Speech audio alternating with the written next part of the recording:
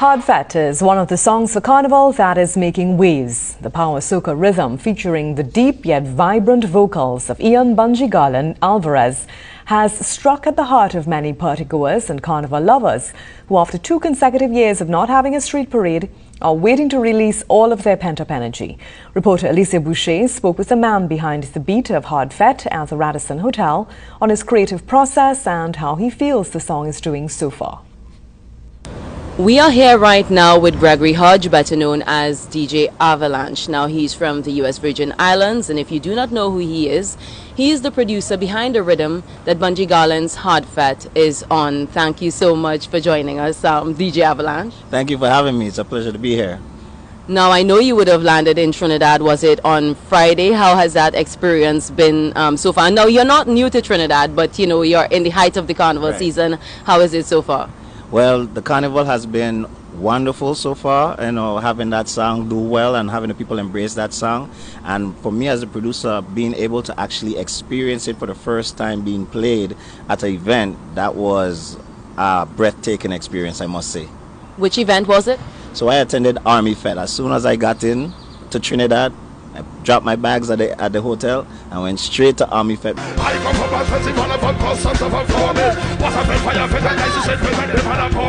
Everybody go and dance a groovy Bunji on the bus. Move the flag and them right now. I am up for the stand up. I come to party with my hand up. How would you describe that atmosphere? Well, it was a very festive atmosphere. Like people went in a frenzy as the song dropped, and for me to experience that and see that for the first time, I was totally at a loss of words. Hodge has been a DJ for many years and ventured into producing 10 years ago. He tells us he's excited that his talent is being introduced to TNT.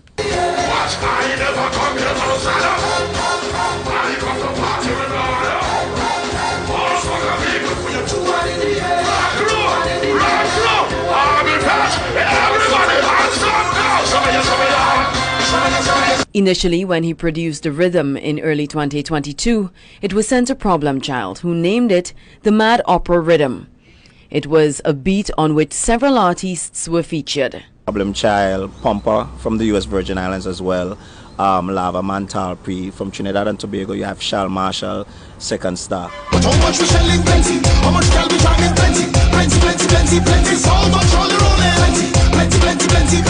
What was the idea behind creating that particular rhythm when you got into the studio? What was that process like? So it's interesting. No one has asked that question, so you get an exclusive right now. Initially, as I said, I'm a DJ. I was playing at a party one time in Tampa, Florida, and the other DJ on the same party, his introduction was the Game of Thrones theme song from the television show. And I heard it and I said, wow, that would be interesting if I could make something as theatrical and dramatic like that theme song, but transcends into a power rhythm. After hearing the rhythm, Hodge says Bunji asked if he could create his own song on it. The answer was yes, making Bunji the last person to jump on the beat with the song Hard FETE, which starts off with the lyrics, "Best late entry of the century." He listened to a short clip of Bunji in the studio, and Hodge tells us he was excited. That excitement accelerated when the full recording was subsequently sent. I plugged the phone into the system and I played it on the loudspeakers, and I immediately jumped up in the studio with my 2 hands in the air as the song suggests, and I was dancing. I played that song over for probably 20 minutes, about 15 times, and then I immediately messaged Bunji back and I said, I don't think you understand what you just created here, because this is a masterpiece. We moving up. I want everybody going so. I want everybody going so. So. Point the finger so. Point the finger so. 1, 2. Cross this gas. Cross it. Show me your hand. Show me your Based on, you know, conversations on the ground, it would seem that Hard FETE is definitely one of the major contenders for Road March 2023. Your initial reaction, response to that? Well, initially I'm extremely excited, extremely humble and grateful for that opportunity to have that song become a Road March contender. Initially we didn't expect or project or plan for it to be a road march contender. We just wanted to put out a good song that people could enjoy, soca lovers, carnival enthusiasts, and Trinidad and Tobago could love.